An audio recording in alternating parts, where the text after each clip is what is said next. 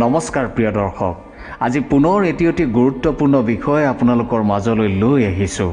চহৰৰ মাজমজিয়াত থকা সেই বিশাল অট্টালিকাটোৰ সন্মুখত হঠাৎ মানুহৰ অভাৱনীয় ভিৰ।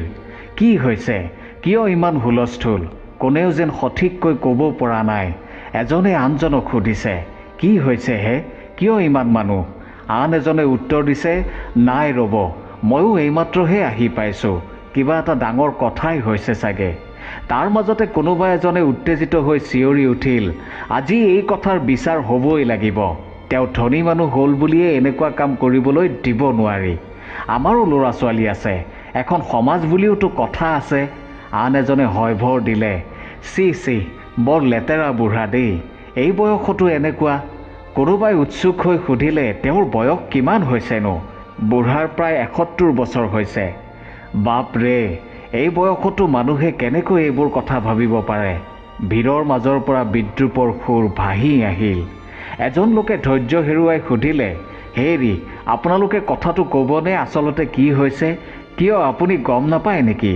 এই বুঢ়াই এজনী ১৮ বছৰীয়া ছোৱালীৰ সৈতে। কথাষাৰ আধৰুৱা হৈ ৰ'ল। বুজিলোঁ, বুঢ়াৰ এতিয়া কোনো নাই নহয়, সেইবাবে। কথাষাৰ শেষ নহওঁতে আন এজনে মাত লগালে, সেইবুলি তেওঁ কি এনেকৈ ছোৱালী আনি ঘৰত সোমোৱাব নেকি?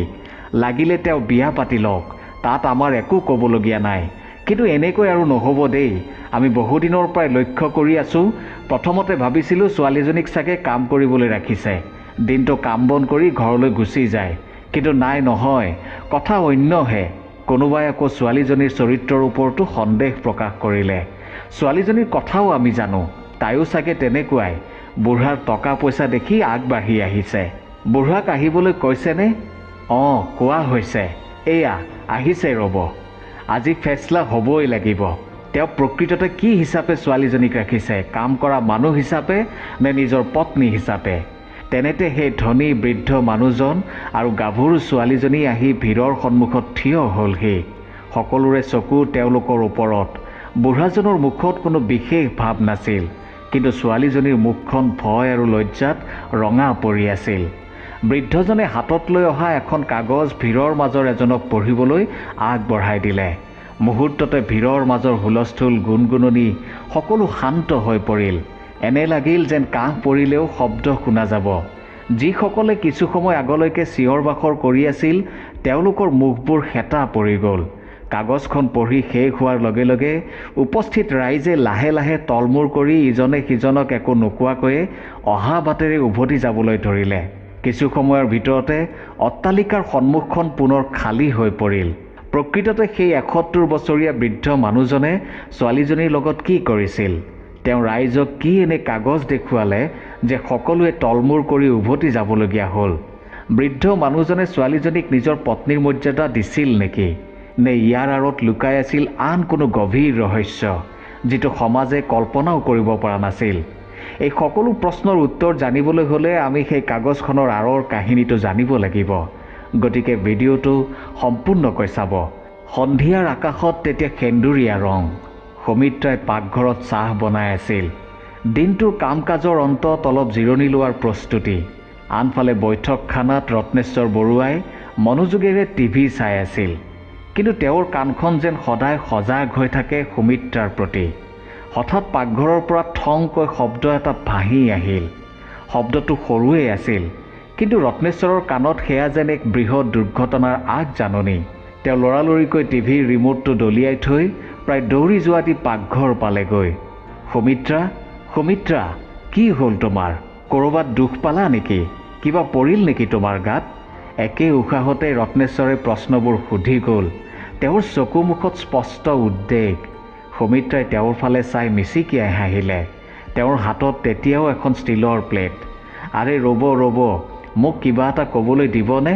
নে আপুনিয়ে একেলেঠেৰিয়ে প্ৰশ্ন সুধি থাকিব? সুমিত্ৰাই অলপ অভিভাৱকৰ দৰেই ক'লে। তেওঁৰ মাতত আছিল মৰম আৰু অলপ ধেমালিৰ সুৰ। একো হোৱা নাই মোৰ, ক'তো দুখো পোৱা নাই। এই ষ্টীলৰ প্লেটখন ধুই থাকোঁতে হাতৰ পৰা পিছলি মজিয়াত পৰিল, আন একো নাই হোৱা। ৰত্নেশ্বৰে যেন তেতিয়াহে উশাহটো ভালকৈ ল'লে। নাই অ', মই ভাবিলোঁ তোমাৰ কিবা এটা হ'ল নেকি, সেইকাৰণে। তেওঁৰ মাতটোত তেতিয়াও চিন্তাৰ ৰেখ। আপুনিও যে আৰু সুমিত্ৰাই হাঁহিটো ৰখাব নোৱাৰিলে। ইমান সৰু শব্দ এটাতে ইমান চিন্তা কৰিব লাগেনে? যি দেখিছোঁ মই যদি কেতিয়াবা নোহোৱা হৈ যাওঁ। কথাষাৰ শেষ হ'বলৈ নাপালেই ৰত্নেশ্বৰে লগে লগে আগবাঢ়ি আহি সুমিত্ৰাৰ মুখত আলফুলে হাতখন দি বাধা দিলে। আৰু তেনেকুৱা কথা কেতিয়াও নক'বা সুমিত্ৰা, প্লিজ। তেওঁৰ চকু দুটা চলচলীয়া হৈ পৰিছিল, কণ্ঠস্বৰ কঁপি উঠিছিল। সেই এটা মুহূৰ্তত তেওঁৰ সেই সৰু কাৰ্যটোৱে যেন হাজাৰটা শব্দতকৈও বেছি কথা কৈ গ'ল।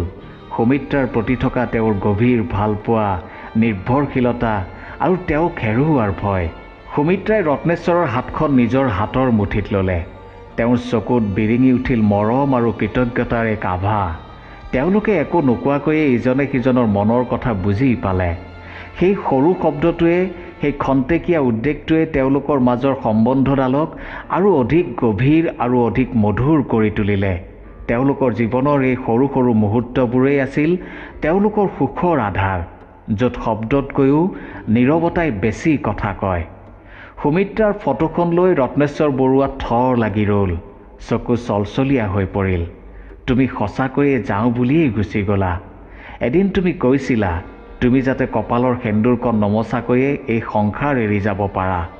ভগৱানেও তোমাৰ কথাই শুনিলে, তুমি তেনেকৈ গ'লা। কিন্তু মই এই বিশাল অট্টালিকাটো কাৰ বাবে সাজিলোঁ? এই বিশাল সম্পত্তি মই কাৰ বাবে কৰিলোঁ? পুত্ৰ, বোৱাৰী, নাতি কাৰোৱেই মুখ নেদেখিলোঁ। সকলো থাকিও মই শূন্যহে পাইছোঁ। বাৰু ভগৱানে যি ইচ্ছা কৰিছে, যেনেকৈ ইচ্ছা কৰিছে তেনেকৈহে হ'ব। মই হাজাৰ হিয়া ধাকুৰি থাকিলেও জানো হ'ব? আচ্ছা তুমি থাকা, মই মোৰ প্ৰেছাৰৰ দৰৱ লৈ আহোঁ। আজি শেষ, কাইলৈ ৰাতিপুৱালৈ লাগিবই নহয়। তেতিয়া দিনৰ প্ৰায় 11 মান বাজিছে। ৰত্নেশ্বৰ বৰুৱাই লাখুটিডালত ভৰ দি ওচৰতে থকা ফাৰ্মাচীখনলৈ ওলাই গ'ল। মাজে মাজে ফোন কৰিলে ফাৰ্মাচীৰ ল'ৰাজনে দৰৱ ঘৰতেই দি থৈ যায়হি। কেতিয়াবা আকৌ বৰুৱাই নিজেই গৈ লৈ আহে, অলপ খোজকাঢ়ি লওঁ বুলি। দাদা, দাদা, মোক এই দৰৱটো দিয়কচোন। ফাৰ্মাচীৰ ল'ৰাজনে দৰৱটো উলিয়াই দিলে। মই কিমান দিব লাগিব দাদা? ডিছকাউণ্ট দিয়াৰ পিছত 1500 টকা। দৰৱৰ দামটো শুনি ছোৱালীজনীৰ চকু কপালত উঠিল।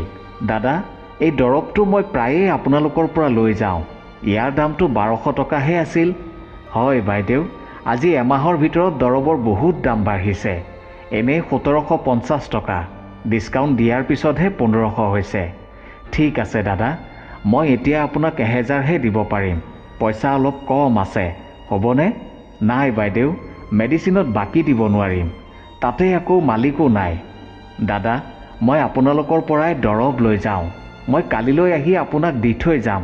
নহ'ব বাইদেউ, আপুনি লাগিলে আপুনি ঘৰৰ পৰা পইচা লৈ আহক আৰু দৰৱটো লৈ যাওক। দাদা, ঘৰলৈ গ'লে আহিবলৈ অলপ অসুবিধা, আৰু তাতে সিমান ওচৰো নহয়। চেহ, ডাঙৰ কথা হ'ল নহয়। এই দৰৱটো আজি নিব নোৱাৰিলে কালিলৈ দেউতাক কি খুৱাম? ৰত্নেশ্বৰ বৰুৱাই এই সকলো কথা শুনি আছিল, দেখি আছিল। কাৰোবাৰ দৰৱ কিনিবলৈ পইচা নাই, আনফালে কাৰোবাক দৰৱ দিবলৈ মানুহ নাই। বৰুৱাই লগে লগে 1500 টকা জেপৰ পৰা উলিয়াই ফাৰ্মাচীৰ ল'ৰাজনক দিলে আৰু দৰৱটো ছোৱালীজনীক দিয়াৰ কথা ক'লে। মাজনী, তোমাৰ নামটো কি? ছাৰ, মোৰ নাম লখিমী।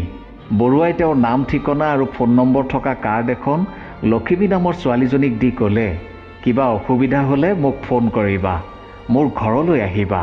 লখিমীয়ে বৰুৱাৰ ভৰি চুই সেৱা জনালে আৰু ক'লে, আজি আপুনি মোৰ বাবে ভগৱান হৈ আহিছে। আপোনাক বহুত বহুত ধন্যবাদ ছাৰ। হ'ব মাজনী, তুমি কেৱল কিবা অসুবিধা হ'লে মোক নোকোৱাকৈ নাথাকিবা। 18 বছৰীয়া লখিমীৰ চকু দুটাত তেতিয়াও সপোনৰ ৰং লাগি আছিল। সমনীয়া ছোৱালীবোৰে যেতিয়া কলেজৰ পাঠ্যক্ৰম, নতুন চিনেমা বা ফেশ্বনৰ কথা পাতিছিল, লখিমীয়ে তেতিয়া ঘৰৰ অভাৱ, দেউতাকৰ বেমাৰ আৰু ভায়েক ভনীয়েকৰ পঢ়া শুনাৰ চিন্তাত দিন কটাইছিল।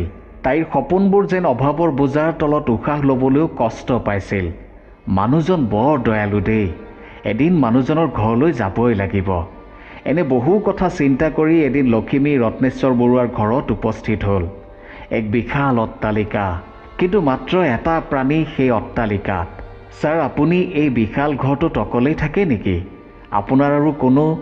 কথাখিনি শেষ নহওঁতেই বৰুৱাই ক'লে, সেয়া বহুত কথা মাজনী, সময় সুবিধা মিলিলে সেই কথাও তোমাক ক'ম। আচ্ছা কোৱাচোন, তোমাৰ দেউতাৰা এতিয়া কেনে আছে আৰু তোমাৰ ঘৰত কোন কোন আছে? লক্ষ্মীয়ে এটা গভীৰ উশাহ লৈ ক'লে, দেউতা একমাত্ৰ দৰৱৰ ওপৰতেই জীয়াই আছে। ভাইটি এজন আৰু ভণ্টি এজনী, দুয়ো সৰু, পঢ়ি আছে। ভাইটি ক্লাছ 9ত পঢ়ে আৰু ভণ্টি ক্লাছ 7ত পঢ়ে। মা নাই। দেউতা শয্যাশায়ী হোৱা বাবে এতিয়া ঘৰখনৰ সমস্ত দায়িত্ব মোৰ ওপৰতেই পৰিছে। মই দ্বাদশ শ্ৰেণী পাছ কৰি টিউশ্যন কৰি ঘৰখন কিবাকৈ চলাই আছোঁ। সেয়েহে মাজে মাজে আনৰ ঘৰতো কাম বন কৰোঁ। আপোনাৰ ঘৰতো যদি কাম কৰিব লাগে তেন্তে মোক জনাব। কাম কৰা এজন ল'ৰা আৰু এজনী ছোৱালী আছিল। ঘৰলৈ গৈ আজি 7 দিনমানেই হ'ল, অহাই নাই। নাহিবই নেকি চাগে? তেন্তে ছাৰ, সিহঁত যদি নাহে মোক ক'ব, মই আহিম নহ'লে কাইলৈৰ পৰা। ঠিক আছে, আহিবা তেন্তে। এনেকৈয়ে বৰুৱাৰ ঘৰখনলৈ লক্ষ্মীৰ আহযাহ চলিল। লক্ষ্মীয়ে ৰাতিপুৱা ঘৰৰ সকলো কাম বন কৰি দেউতাকক দৰৱ পাতি দি ভায়েক ভনীয়েকক স্কুললৈ পঠিয়াই বৰুৱাৰ ওচৰলৈ আহে। লক্ষ্মীৰ গাঁওখন চহৰৰ পৰা প্ৰায় 30 কিলোমিটাৰ দূৰত। অহাৰ সময়ত বৰুৱাই লক্ষ্মীক 5,000 টকা এটা উলিয়াই দি ক'লে, এই টকাৰে মোবাইল ফোন এটা কিনি ল'বা, তোমাৰ সুবিধা হ'ব। ইয়াৰ আগলৈ লক্ষ্মীৰ ফোন এটাও নাছিল। এনেকৈ দিন পাৰ হ'ল। নিয়তিৰ আগত লক্ষ্মীৰ দেউতাকে হাৰ মানিলে। আনফালে বৰুৱাৰ লগত লক্ষ্মীৰ ঘনিষ্ঠতা বাঢ়ি গ'ল। মাজে সময়ে লক্ষ্মী বৰুৱাৰ ঘৰত ৰাতিও থাকিবলৈ ল'লে। লাহে লাহে লক্ষ্মীয়ে বৰুৱাৰ ঘৰখন চম্ভালিবলৈ ল'লে। বৰুৱাৰ খোৱা লোৱা, দৰৱ পাতি সকলো সময়তে যোগান ধৰিবলৈ ধৰিলে। তাইৰ উপস্থিতিয়ে বৰুৱাৰ শুকান জীৱনত যেন অলপ সেউজীয়া ছটিয়াই দিলে। বৰুৱাই তাইক কিতাপ পঢ়ি শুনাই, আগৰ দিনৰ গল্প কয়, জীৱনৰ অভিজ্ঞতাৰ কথা কয়। লক্ষ্মীয়েও তেওঁৰ কথাবোৰ মনোযোগেৰে শুনে। এইবোৰ দেখি শুনি ওচৰ চুবুৰীয়াৰ বুবু বাবা ফুচফুচনি আৰম্ভ হ'ল। ওচৰ চুবুৰীয়াই তেওঁলোকক লৈ বহু কথাই কৈছিল। বহুতে হাঁহিছিল, বহুতে সমালোচনা কৰিছিল। কিন্তু লক্ষ্মী আৰু বৰুৱাই সেইবোৰলৈ ভ্ৰূক্ষেপ কৰা নাছিল। তেওঁলোকে নিজৰ সৰু পৃথিৱীখনত ইজনে সিজনক সাৰথি কৰি আগবাঢ়িছিল।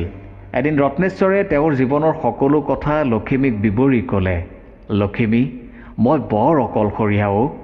তুমি যে দেখিছা এই ফটোখন, এজনী মোৰ পত্নী আছিল। কিন্তু তেওঁ বহুত সোনকালে মোক এৰি থৈ গ'ল। মোৰ ডাঙৰ ল'ৰা আমেৰিকাত থাকে। ছোৱালীজনী তাইও কৰ্মসূত্ৰে লণ্ডনত থাকে। আৰু সৰু ল'ৰাটো, সি মোৰ লগতেই আছিল। কিন্তু আজি 2 বছৰ হ'ল সি ঢুকুওৱা। এটা পথ দুৰ্ঘটনাত সিও মোক অকলশৰীয়া কৰি থৈ গ'ল। সি নোহোৱা হোৱাৰ পিছৰে পৰা মই সকলোৰে এলাগী হৈ পৰিলোঁ। মইনো কিয় বাচি আছোঁ সেয়া একমাত্ৰ ভগৱানেহে জানে। ছাৰ, আপুনি কিয় তেনেকৈ কৈছে? তেনেকৈ নক'বচোন। মই দেখোন আছোৱেই। আপুনি মোক যেতিয়াই বিচাৰিব মই তেতিয়াই আপোনাৰ ওচৰত হাজিৰ হ'ম। তুমিনো কিমান কষ্ট কৰিবা মাজনী? তোমাৰ ঘৰতো কষ্ট আৰু মোৰ ইয়াতো কষ্ট। আপুনি সেইবোৰ চিন্তা নকৰিব ছাৰ। আমি কষ্ট কৰিব পৰা ছোৱালী। আমি সৰুৰে পৰাই কষ্টতেই ডাঙৰ দীঘল হৈছোঁ। এতিয়া আপুনি অলপ আৰাম কৰক, জিৰণি লওক। দৰৱ পাতিখিনি মই আপোনাৰ বিচনাৰ ওচৰতে থকা টেবুলখনতেই থৈছোঁ। কিবা অসুবিধা হ'লে মোক ফোন কৰিব। এদিন আবেলি বৰুৱা চোতালত আৰামী চকীত বহি আছিল। জীৱনটোক লৈ তেওঁ বৰ ভাগৰুৱা অনুভৱ কৰিছিল। তেওঁৰ যেন জীৱনটো আৰু কেইমুহূৰ্তমানৰ ভিতৰতে শেষ হ'ব তেনে লাগিছিল। লক্ষ্মীয়ে তেওঁক চাহ দিলে। বৰুৱাই লক্ষ্মীৰ হাতত ধৰি ক'লে, মাজনী লক্ষ্মী, তুমি মোৰ এই শেষ বয়সত আহি মোৰ জীৱনটো সজাই দিলা। তুমি মোৰ বাবে ঈশ্বৰৰ আশীৰ্বাদ। লক্ষ্মীৰ চকু চলচলীয়া হৈ পৰিল। তাই ক'লে, ছাৰ, আপুনি এয়া কি কৈছে? আপুনিহে মোৰ বাবে ভগৱান তুল্য। আপোনাক লগ নোপোৱা হ'লে আজি হয়তো মই মোৰ দেউতাক কেতিয়াবাই হেৰুৱালোহেঁতেন। আপোনাৰ বাবে দেউতাৰ লগত আমি আৰু কেইটামান দিন কটাব পাৰিলোঁ। আপুনি সহায় নকৰাহেঁতেন ভাইটি ভণ্টিহঁতক আৰু পঢ়ুৱাব নোৱাৰিলোহেঁতেন। আপুনি মোক যি সহায় কৰিছে আৰু মৰম দিছে, এই ঋণ মই কেতিয়াও পৰিশোধ কৰিব নোৱাৰিম। মই আপোনাৰ মাজত মোৰ দেউতাক বিচাৰি পাইছোঁ। আজিৰে পৰা মই আপোনাক দেউতা বুলি মাতিব পাৰিমনে ছাৰ? মাজনী। অশ্ৰুসিক্ত নয়নেৰে ৰত্নেশ্বৰ বৰুৱাই লক্ষ্মীৰ মূৰত হাত বুলাই দিলে। তেনেতে অট্টালিকাৰ গেটৰ বাহিৰত মানুহৰ ভিৰৰ হুলস্থুল শুনা গ'ল। তাৰ মাজতে কোনোবা এজনে উত্তেজিত হৈ চিঞৰি উঠিল, আজি এই কথাৰ বিচাৰ হ'বই লাগিব। তেওঁ ধনী মানুহ হ'ল বুলিয়েই এনেকুৱা কাম কৰিবলৈ দিব নোৱাৰি। আমাৰো ল'ৰা ছোৱালী আছে, এখন সমাজ বুলিওতো কথা আছে। আন এজনে হয়ভৰ দি ক'লে, চি চি, বৰ লেতেৰা বুঢ়া দেই। এই বয়সতো এনেকুৱা। বাহিৰত মানুহৰ গুণগুণনি, সমালোচনা আৰু কৌতূহলী প্ৰশ্নবোৰ ৰত্নেশ্বৰ বৰুৱাৰ কাণত পৰিছিল। তেওঁৰ মুখত কোনো বিশেষ ভাৱ ফুটি উঠা নাছিল, কিন্তু তেওঁৰ হৃদয়খন হয়তো সেই মুহূৰ্তত বহু কথাই কৈছিল। কিছু সময় নীৰৱে থকাৰ পিছত তেওঁ থৰক বৰক খোজেৰে লক্ষ্মীৰ হাতত আলফুলে ধৰি বাহিৰলৈ ওলাই আহিল। তেওঁৰ চকুত আছিল এক শান্ত দৃঢ়তা। ৰত্নেশ্বৰ বৰুৱাক সন্মুখত দেখি ভিৰৰ মাজৰ পৰা এজনে আগবাঢ়ি আহি ক'লে, বৰুৱা ডাঙৰীয়া, আপুনি আমাক ইয়াৰ উত্তৰ দিব লাগিব যে এই ছোৱালীজনী আপুনি। কথাষাৰ শেষ হ'বলৈ নৌপাওঁতেই ৰত্নেশ্বৰ বৰুৱাই তেওঁৰ হাতত লৈ অহা কাগজখন সেই মানুহজনৰ হাতত দি শান্তভাৱে ক'লে, এইখন পঢ়ি চাওক। মানুহজনে কাগজখন হাতত লৈ পঢ়িবলৈ আৰম্ভ কৰিলে। পঢ়ি যোৱাৰ লগে লগে তেওঁৰ মুখৰ ৰং সলনি হ'বলৈ ধৰিলে। কপালত বিন্দু বিন্দু ঘাম দেখা গ'ল আৰু অৱশেষত তেওঁৰ মুখখন হেতা পৰি গ'ল। তেওঁ এবাৰ কাগজখনলৈ, এবাৰ বৰুৱালৈ আৰু এবাৰ লক্ষ্মীলৈ চালে। মুহূৰ্ততে যিখন চোতাল কিছু সময় আগতে মানুহৰ চিঞৰ বাখৰ, সমালোচনা আৰু কৌতূহলত উত্তাল হৈ আছিল, সেইখন চোতাল নিস্তব্ধ হৈ পৰিল। যিসকলে ডাঙৰ ডাঙৰকৈ কথা কৈ আছিল, তেওঁলোকৰ মাত যেন কোনোবাই কাঢ়ি নিলে। ইজনে সিজনৰ মুখলৈ নোচোৱাকৈ তলমূৰ কৰি লাহে লাহে সকলোৰে অহা বাটে উভতি যাবলৈ ধৰিলে। কিছু সময়ৰ ভিতৰতে সেই বিশাল অট্টালিকাৰ সন্মুখখন পুনৰ নিৰ্জন হৈ পৰিল। মাথো ৰৈ গ'ল ৰত্নেশ্বৰ বৰুৱা আৰু তেওঁৰ কাষত থিয় হৈ থকা আচৰিত হতভম্বী লক্ষ্মী। এই আকস্মিক পৰিৱৰ্তন দেখি লক্ষ্মীও অবাক হৈ পৰিল। তাইৰ মনলৈ বিভিন্ন প্ৰশ্ন আহিবলৈ ধৰিলে। এই কাগজখনত প্ৰকৃততে কি লিখা আছিল, যাৰ বাবে ইমান উত্তেজিত হৈ থকা মানুহবোৰ এনেকৈ নীৰৱে গুচি গ'ল? লক্ষ্মীৰ মনৰ সন্দেহ আৰু কৌতূহল দূৰ কৰিবলৈ ৰত্নেশ্বৰ বৰুৱাই তাইৰ মূৰত হাত ফুৰাই মৰমেৰে ক'লে, লক্ষ্মী, এতিয়াৰে পৰা তুমি আনুষ্ঠানিকভাৱে মোৰ ছোৱালী। দেউতা। লক্ষ্মীয়ে বিশ্বাস কৰিব নোৱাৰাৰ দৰে বৰুৱাৰ চকুলৈ চাই ৰ'ল। তাইৰ চকু চলচলীয়া হৈ পৰিল। মাজনী, এই কামটো মই বহুদিন আগতেই কৰি থৈছোঁ। যেতিয়া তুমি মোক কৈছিলা যে মানুহে আমাৰ সম্পৰ্কটোক লৈ কিবা কিবি আলোচনা কৰিছে, সমালোচনা কৰিছে, তেতিয়াই মই এই সিদ্ধান্ত লৈছিলোঁ। বৰুৱাৰ মাতটোত আছিল এক গভীৰ আৱেগ। এতিয়াৰে পৰা মোৰ এই বিশাল অট্টালিকা, এই মাটি সম্পত্তি সকলোৰে মালিক তুমি। কাৰণ জীৱনৰ এই শেষ সময়খিনিত তুমি মোক জীয়াই থকাৰ প্ৰেৰণা দিছা। যি মৰম, যি সেৱা মই মোৰ তেজ মঙহৰ সন্তানৰ পৰাও কেতিয়াও নাপালোঁ। মোৰ মৃত্যুৰ পিছত তুমিয়েই মোক মুখাগ্নি দিবা। দেউতা, দেউতা, আপুনি এনেকৈ নক'বচোন। লক্ষ্মীয়ে কান্দি পেলালে। তাই ৰত্নেশ্বৰ বৰুৱাক সাৱটি ধৰি লাহে লাহে ভিতৰলৈ লৈ গ'ল। সেইদিনাৰ পৰা সমাজে তেওঁলোকৰ সম্পৰ্কটোক যি নামেৰেই নামাতক কিয়, তেওঁলোকৰ বাবে ই আছিল এক পবিত্ৰ পিতৃ-কন্যাৰ সম্বন্ধ। জীৱনৰ শেষ সময়ছোৱাত ৰত্নেশ্বৰ বৰুৱাই লক্ষ্মীৰ মাজত বিচাৰি পালে সন্তানৰ নিস্বাৰ্থ স্নেহ আৰু সেৱা, আৰু লক্ষ্মীয়েও তেওঁৰ মাজত বিচাৰি পালে এজন মৰমীয়াল পিতৃৰ ছায়া। তেওঁলোকৰ এই ব্যতিক্ৰমী কাহিনীয়ে হয়তো সমাজৰ বহু ঠেক মনৰ লোকক এক নতুন চিন্তাৰ খোৰাক যোগালে। আপুনি কি ভাবে? আপোনাৰ মতামত নিশ্চয় জনাব। ধন্যবাদ।